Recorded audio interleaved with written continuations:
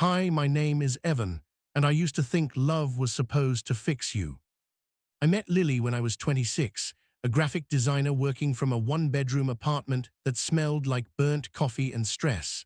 She was a photographer, freelancing for small brands, carrying her camera like a limb she couldn't lose. We met at a mutual friend's birthday, one of those loud, too crowded bars where everyone's pretending to have fun. She wasn't pretending, she was just there. Calm, grounded, smiling with her whole face. We talked about everything, art, music, the kind of childhoods that leave dents you learn to live around. I told her I didn't believe in fate. She said, "That's fine, I believe enough for both of us." We started dating a week later. The first year felt like the universe had finally stopped laughing at me. She made me feel seen, not like I was being watched, but understood. She'd take pictures of me when I wasn't looking, said she liked the in-between moments. She'd whisper, "Promise you won't stop trying." I'd whisper back, "Only if you don't." I meant it, every word. The cracks came slowly, they always do. It started with little things, late replies, cancelled plans, a softness that felt rehearsed. She said work was stressful, that clients were draining her. I believed her. I wanted to believe her. One night, she left her laptop open while she showered. I wasn't snooping. I just went to grab my charger and saw the screen light up, a notification from someone named M. The preview read, "Can't stop thinking about last night." My heart didn't drop, it stopped. I stared at that message for what felt like hours, reading and rereading the same 7 words until they blurred. When she came out, I asked her, calmly. She froze, blinked once, twice, then said, "It's not what it looks like." "It always is." We talked, or tried to. She said it was a mistake, that she was lost, that I'd been distant, that she didn't know how to handle feeling unseen. I wanted to scream that I saw her every day, that I memorized the sound of her laugh, the way she'd hum when editing photos, the small scar on her chin she hated. But the thing about betrayal is, you can't argue your way back to before it happened.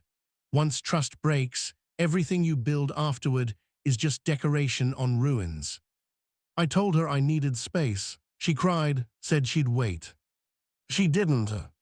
2 weeks later, a friend sent me a photo, Lily at a local cafe, holding hands with M. He wasn't some random, he was her client. I should have walked away, should have accepted it, grieved it, healed. But love turns people into ghosts, and I wasn't ready to be dead yet. That's where revenge started, not out of hate, but grief with no place to go. I didn't plan it, not at first. It started with curiosity, checking her socials, watching her new life unfold like mine never existed. But the more I watched, the more I realized she was using me. Photos we took together, cropped and reused for her new brand. Phrases I wrote for her captions, recycled. Even a video she made with him, shot at a place I introduced her to. It wasn't just betrayal anymore, it was theft, of memory, of identity. That's when I made a choice. If she wanted to build her image on lies, I'd make sure the world saw the cracks.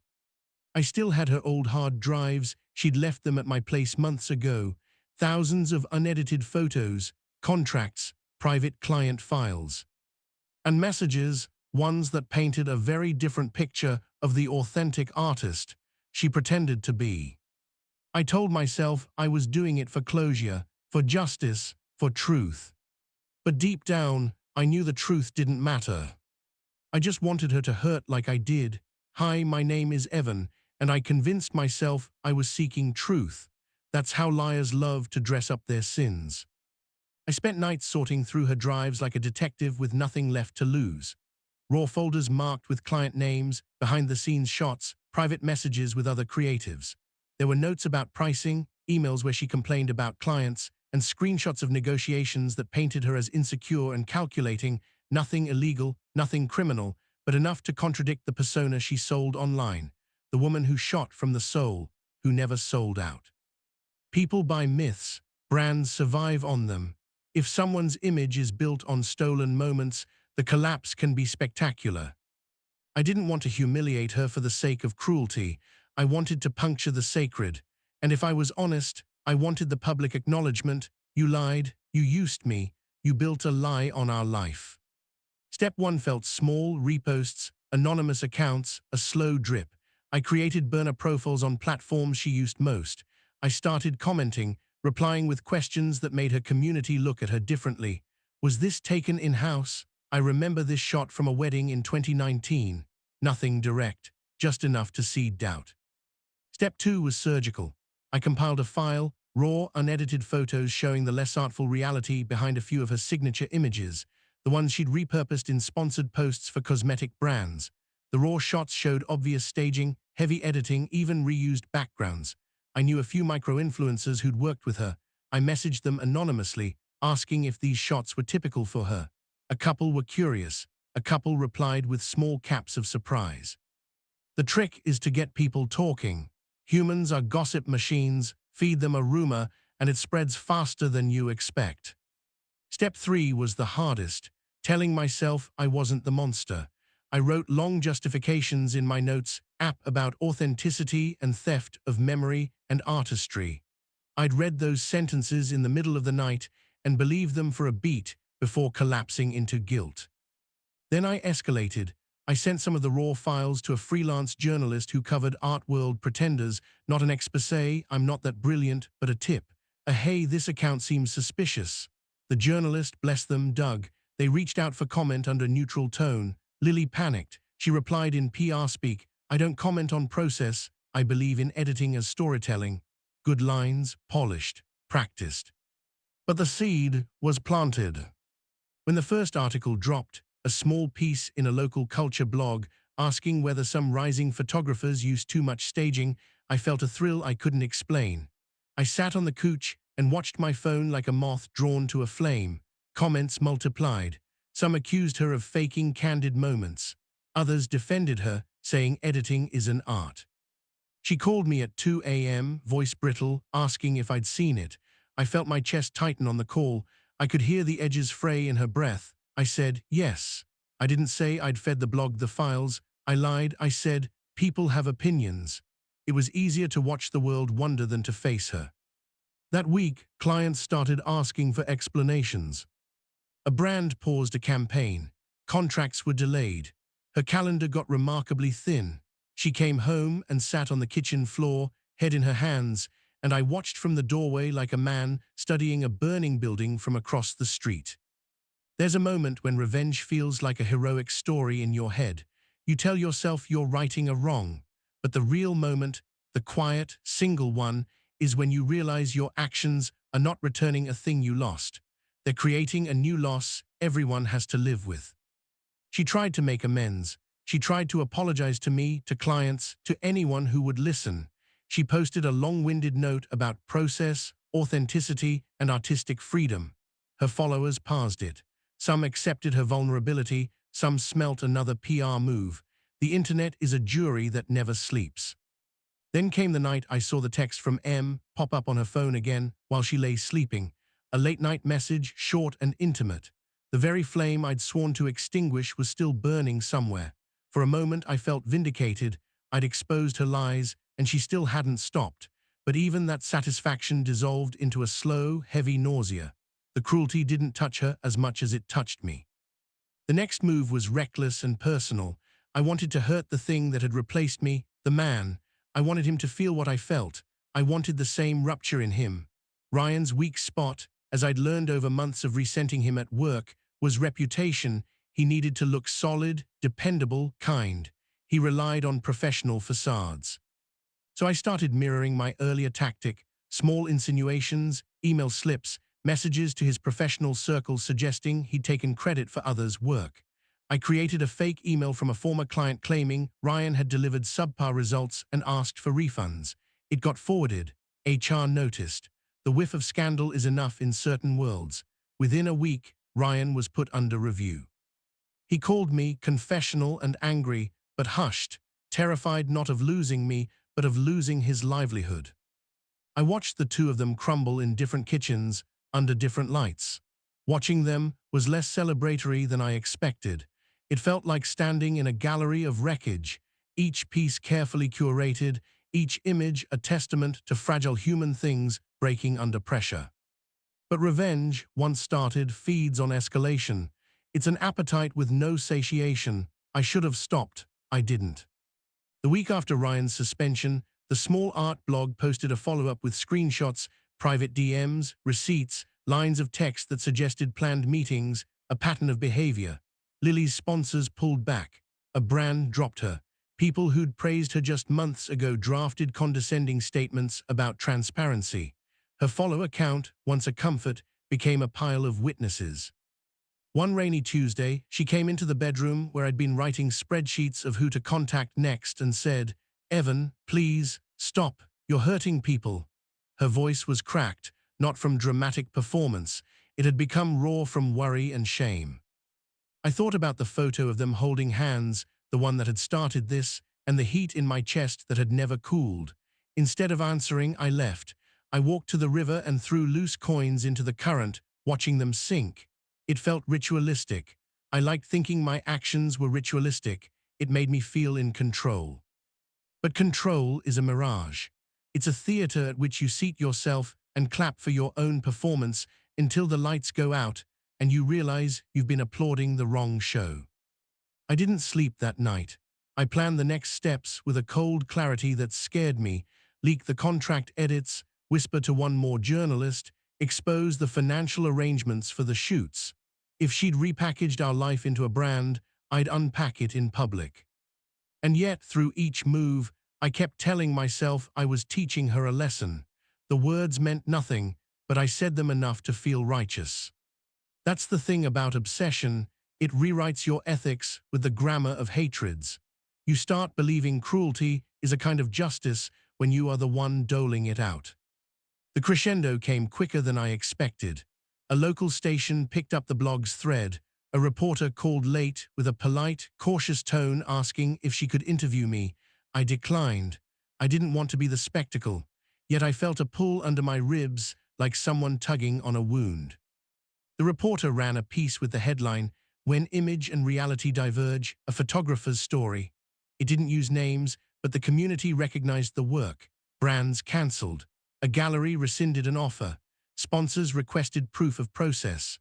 All the while, Lily turned inward, answering fewer calls, sleeping less, moving like someone who'd left half her life on the side of the road. I remember the night she left the apartment with a single suitcase. She stood at the doorway, shivering despite the warm night air, and said, "I'll go away, I'll fix this. I'll come back when I'm not a problem." I watched her walk down the street, suitcase clutched tight, and felt nothing heroic about it. I felt empty, an absence shaped like someone I'd loved. I wanted to call her back, to tell her I'd stop, but the voice that wanted that had been muted by my own hands. I was the one who'd moved the dial. I slept on the couch that night. The house felt cavernous, echoing with the ghosts of small things, the mug she'd left on the counter, a soft photograph of a dog she'd once wanted. In the morning, the dishes soaked in soapy water, and I couldn't bring myself to wash them. They were evidence, like the drives, proof that something had existed and had been unmade. I thought, irrationally, that punishment would feel final, that when the other shoe dropped, I'd breathe. Instead, the air choked me. For weeks, the internet did what it does best. It moved on. Another scandal took the spotlight. Lily's name drifted, not disappeared, but altered.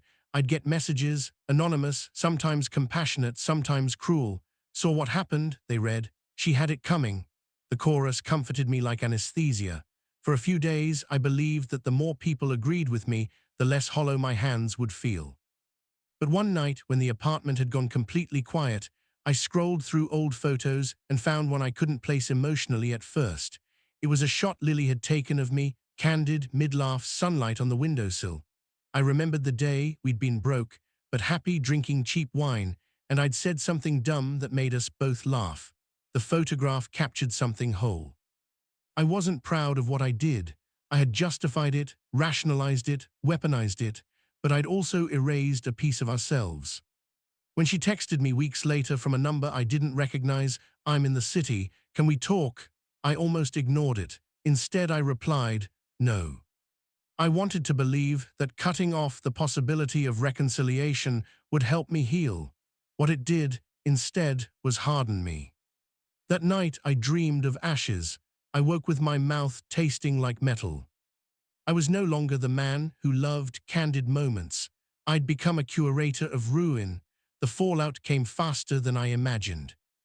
Within a week, Lily's clients started pulling out of their contracts. Her sponsors ghosted her.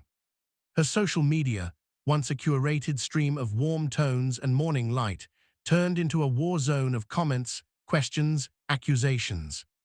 I told myself I didn't care. That it was justice. That this was what happens when you betray someone who gave you everything. But the human brain isn't wired to enjoy the sound of someone it once loved breaking. She called me twice. I didn't answer the first time. The second, I let it ring out and then listened to the voicemail. Evan, I know it was you. I don't even know what you think you're doing, but I'm not your enemy. I made a mistake, okay? I hurt you, I know. But this isn't you. Please stop before you destroy both of us. I replayed that message a dozen times. Not because I missed her voice, though I did, but because part of me wanted her to say my name like that again. Like she used to when she still loved me. But that softness was poison now. I told myself I'd gone too far to stop. That it would be weak to turn back now. 3 nights later, I got a knock on my door. It was Marcus, my best friend since college, the only one who knew the full story. He didn't look angry, he looked disappointed. And that somehow cut deeper. Man, what are you doing? He said, walking past me into the apartment. Getting even, I said flatly. He turned, eyes sharp. No, you're getting lost. I hated how easily he said it, like it was that simple.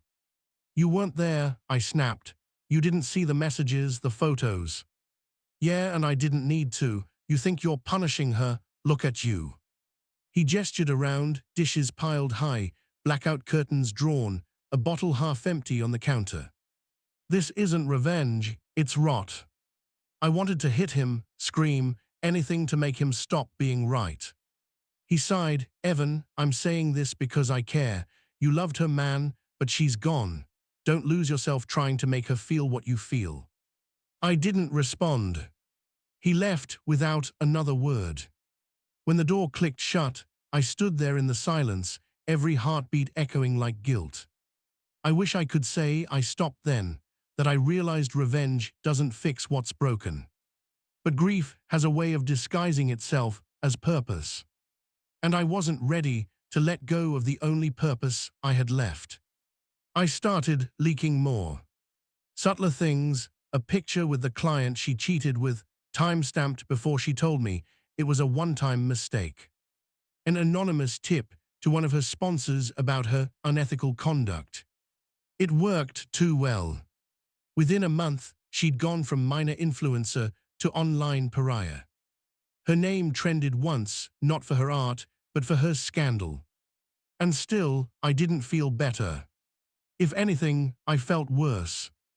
Like I'd burned the only bridge back to the version of myself that believed in love. Then she showed up at my door. It was raining, the kind of relentless Oregon rain that makes the world feel underwater. When I opened the door, she was standing there soaked, mascara running, clutching her camera bag like a shield. Please, she said softly, can we talk? For a long moment, I didn't move. Every instinct screamed to slam the door, but something in her eyes stopped me. I let her in. She stood in my living room, dripping onto the carpet. I know it was you, she said. The emails, the leaks. I don't care how you did it. I just want to know why. Why? I laughed bitterly. You really don't know. She shook her head. I know I hurt you, but you've turned into someone I don't recognize. Good, I snapped, because the guy you knew died when you lied to his face. She winced. Then, quietly, I didn't lie about everything. Something in her tone froze me. I loved you, Evan, she said. I still do in some twisted, broken way, but you think revenge is control. It's not. It's a cage. And I think you've been in it so long you don't see the bars anymore. For a second, I saw it, her trembling hands, her hollow eyes, the exhaustion behind her voice. She wasn't some villain. She was a person who made a terrible choice and was paying for it. But I wasn't ready to forgive. I didn't ask for your pity, I said. She nodded slowly. No, you asked for my pain, and now we both have it. Then she left.